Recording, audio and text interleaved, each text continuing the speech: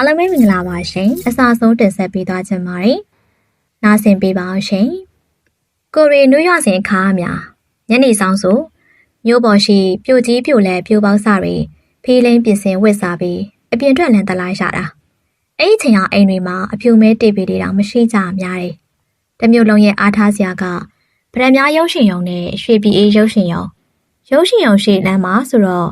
အခုခေတ်ဖိုးချစ်ကားတဲ့ပွဲစည်းလိုပဲ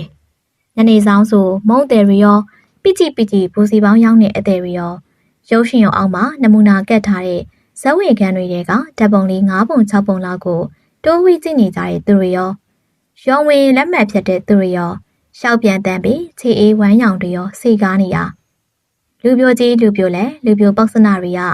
အဲ့လိုအချိန်ဆိုရင်ရုပ်ရှင်ရုံနာနီးရဲ့လက်ဖက်ရည်ဆိုင်တွေလူစီကားရလမ်းထိပ်ဖက်လက်ဖက်ရည်ဆိုင်တွေမှာဖင်ကြောက်ချပြီးဖြတ်သွားဖြတ်လာပြပြအိုးတွေကိုခေါ်တော်မျက်လုံးကြီးတွေနဲ့ရှူစာအတင်ပြောကြတာမျိုးအဲဒီကနေမှသူတို့စိတ်ဝင်စားတဲ့မိန်းကလေးတွေဖြတ်လာတာတွေ့တော့ဆိုင်ဝါမှာထောင်ထားတဲ့အပေါင်းအသင်းတွေရဲ့စပိန်ဖြစ်ဖြစ်ကိုယ်စပိန်ဖြစ်ဖြစ်ဆွဲယူပြီးဘေးကနေကတ်လိုက်ဘာညာတရက်ကဖွန်ကြောင်တော့တာ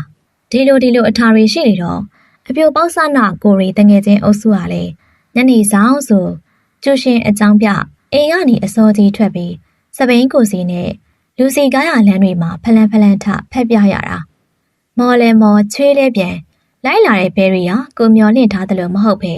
ဘဲကန်းနဲ့ဘဲငန်းကြီးဝေဆိုအမောမပြေတဲ့အပြင်အမောဆိုစိတ်ညစ်ရသည်ဒါရင်ဘဲက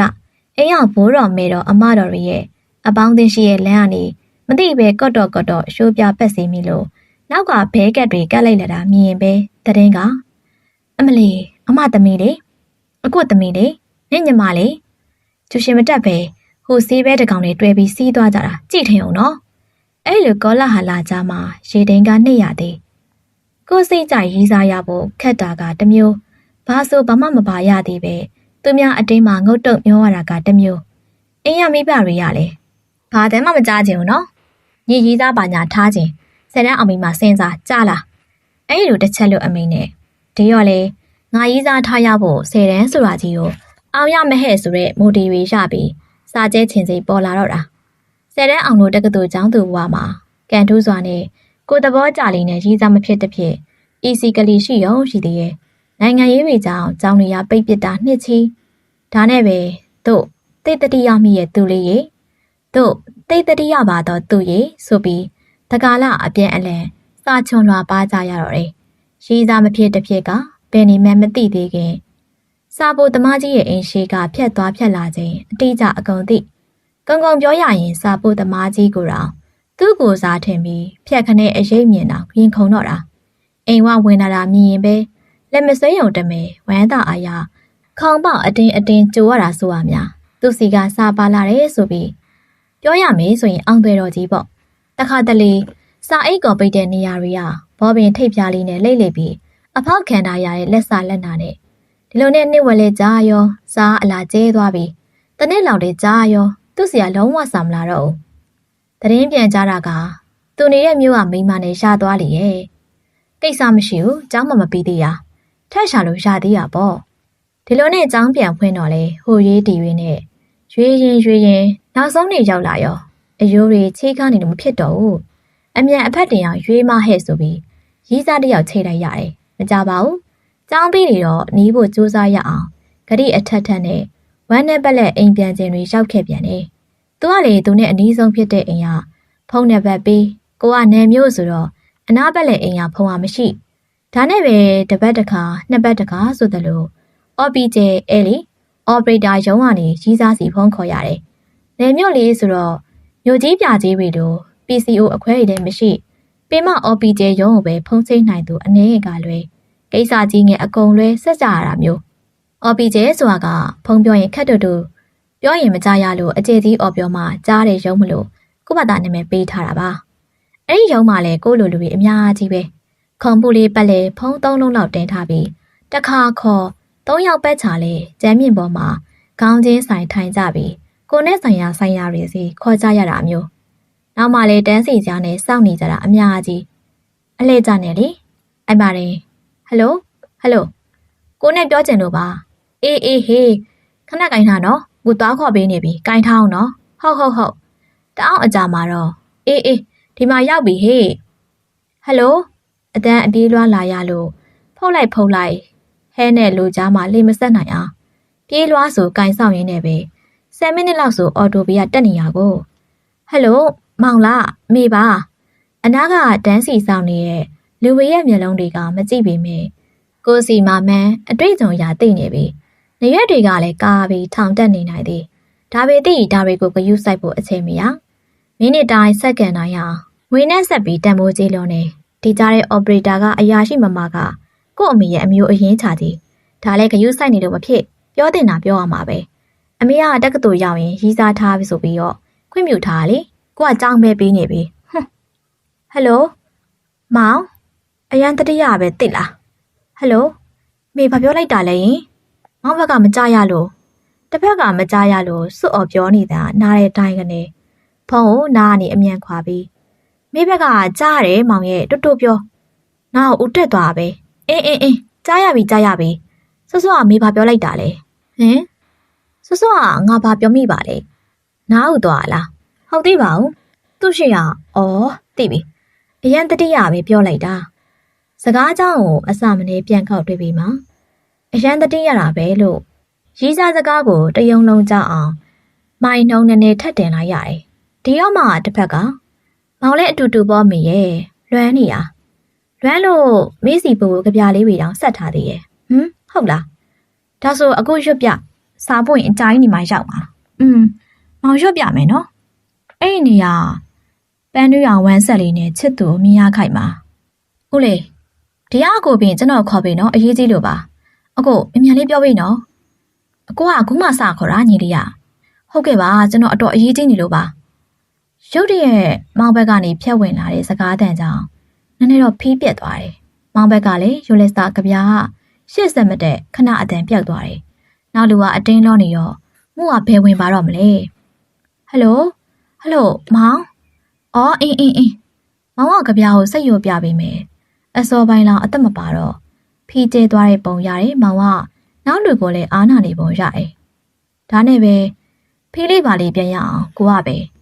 လွမ်းလိုက်တာနော်မောင်ဒီလိုမှန်းသည်ကြောက်တနေ့အကြခံပါတယ်မောင်ရဲ့အော်ပရေတာအရာရှိမမရဲ့မျက်မှန်ကြီးပေါ်ကနေကြော်ကြည့်လာတဲ့အကြည့်ကိုမကြည့်ရပေမဲ့အော်တိုမြင်လိုက်သေးရဲ့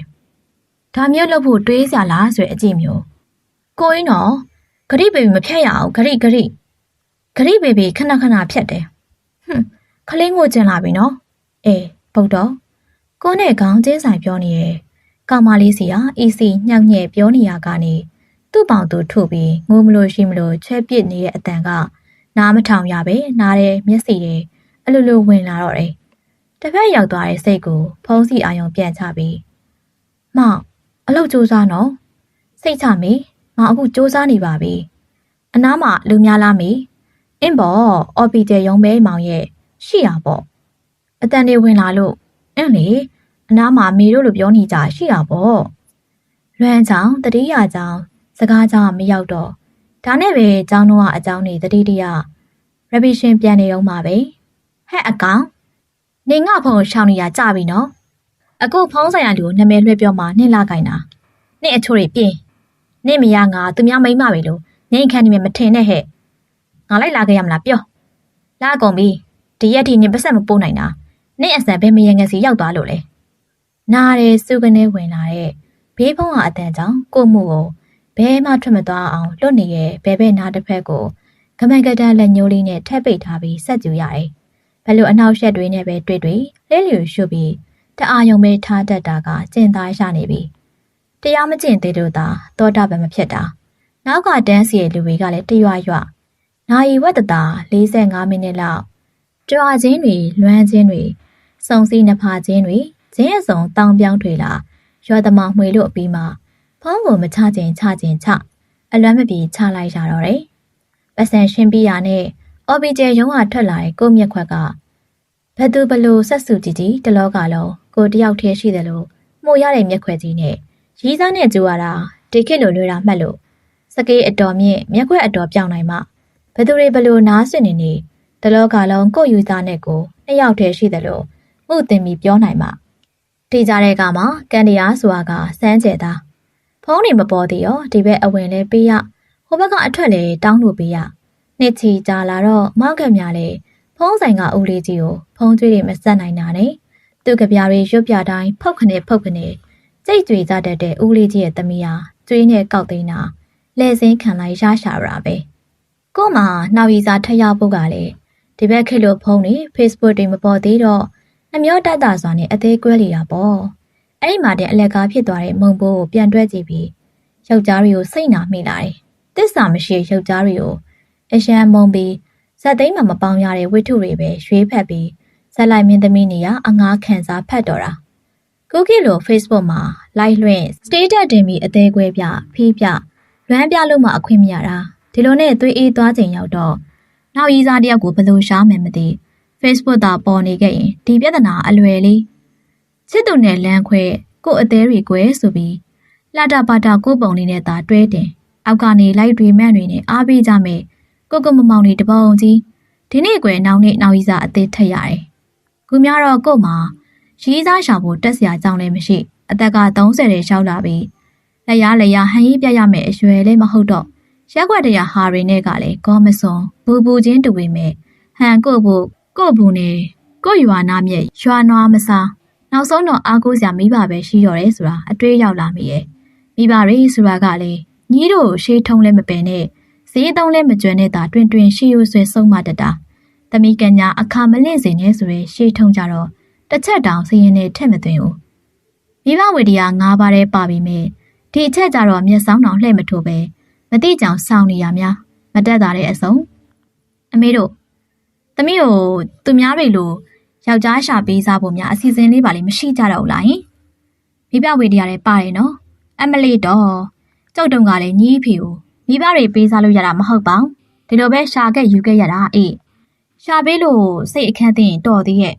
နေနဲ့များရှာနဲ့သွားဆိုတယ်လို့မတော်တဆဖြစ်တော်တဆဖြစ်ကြိုက်မိရနဲ့အမေတို့ပေးစားရဲ့လင်းရလေအမေတို့ပေးစားတဲ့အကောင်ပါလေအမေတို့ပေးစားလို့သာယူလိုက်တာလေအမလီအကြောင်းတွေထက်ငါတို့ကောင်းပေါ်အထုပ်ပြုတ်ကြပြီးငါတို့ပဲတရက်ခန်းလုံးဖြစ်မှာတော်ကိုမသာကိုအစွမ်းစားနဲ့ရှာယူပြောမိကမှပဲကိုမအစွမ်းစားမရှိလူညွတ်တုံးနဲ့လူတယောက်လိုမျိုးရီးစားလေးတယောက်တောင်အမိရဖမ်းမယူထားနိုင်ပါလားဆိုပြီးညနာတော်ငယ်မိသေးနောက်ဆုံးတော့မိဘရင်ကတ်စားနေပြီးမိဘဝေတရားမကြေရကောင်းလားဆိုပြီး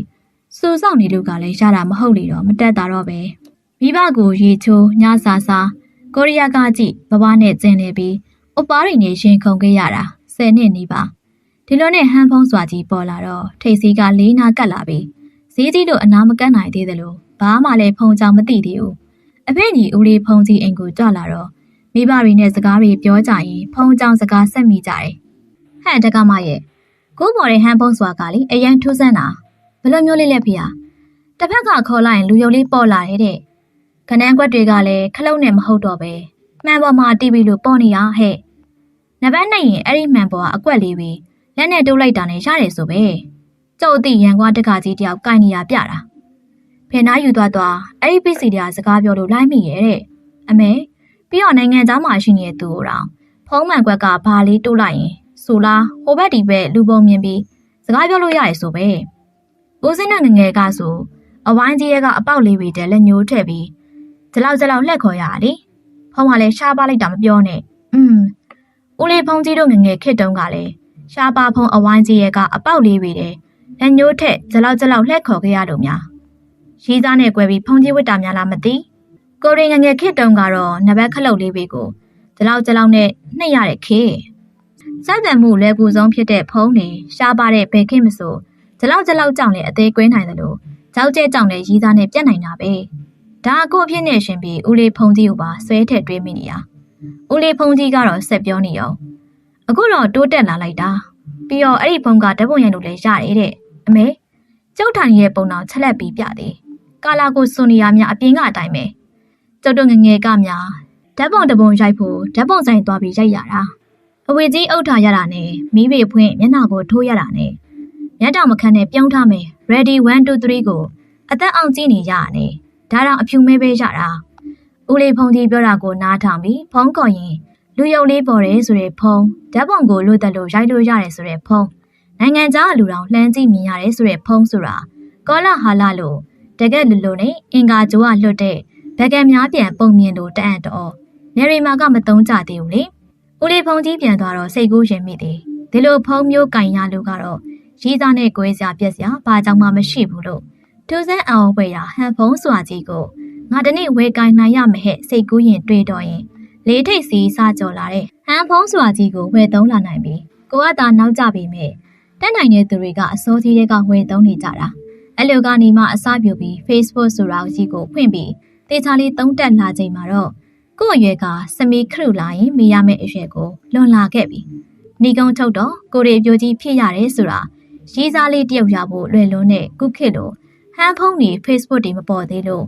အခုခေတ် Facebook ကြီးပေါ်ပြီးဟန်ဖုန်းတွေပေါ်ပြီးရဲ့နောက်အရင်ကလိုချစ်သူတက်ပုံလေးတစ်ပုံရဖို့ဓာတ်တောင်ကိုကြော်ပြီးမီးပင်နဲ့ဖြတ်ရှာမလို့တော့ဘူး။ရေးစားစီကပြန်စားရဖို့လာချီပြီးလည်းမဆောင်ရတော့ဘူး။ရေးစားလေးတယောက်ရဖို့အလှပြင်ရွာစင်ပတ်ဟန်ရေးပြချွေးကြစရာမလိုပဲအိယာဘွားကနေချက်လက်ပြီးစမီးကျူလာရင်မေးရုံပဲဘယ်စီကိုမင်းရောက်နေလဲဘာတွေကိုမင်းလုပ်နေလဲဘသူနဲ့မင်းရှိနေလဲအော်ဖီးကြောင်မလို့အောင်ဗီဒီယိုကောဖွင့်ပြီးချက်ကင်လိုက်လို့ရနေပြီဆွေတော်8000မျိုးတော်အပေါင်းသိအောင်ဝမ်းဆက်နဲ့လမ်းထွက်ပြီးညီအကျန်းဖက်ခံချင်လို့လားဘာလားလဲအဆုမခံရတော့ဘူးတယောက်နဲ့တွေ့ရင်နောက်ရေးစိတ်အေးရအောင်နောက်4 5 6ယောက်ကိုလည်းရေးစားမသိအောင်စပယ်ယာဆောင်ထားလို့ရသည်ဒီလိုခေတ်မျိုးမှာဖြစ်နိုင်ကြရင်ပေါ့ကို့အသက်ကို20လောက်အနှစ်20လောက်တော့နောက်ပြန်ဆွဲထားလိုက်ချင်သေးရဲ့ပရိသတ်များရှင်အခုတင်ဆက်ပေးခဲ့တယ်။စာရေးသူရှင်ရေးသားထားတယ်။အပြိုကြီးဖြစ်ရခြင်းနောက်ွယ်ဆိုတဲ့ဇလံလေးကတော့ဒီမှာတင်ပြီးပါပြီ။ဇလံကောင်းများစွာကိုနားဆင်ခြင်းနဲ့ဆိုရင်တော့ channel လေးကို like and subscribe လေးနှိပ်သွားပေးဖို့တောင်းဆိုပါရရှင်။အားလုံးကိုကျေးဇူးတင်ပါတယ်။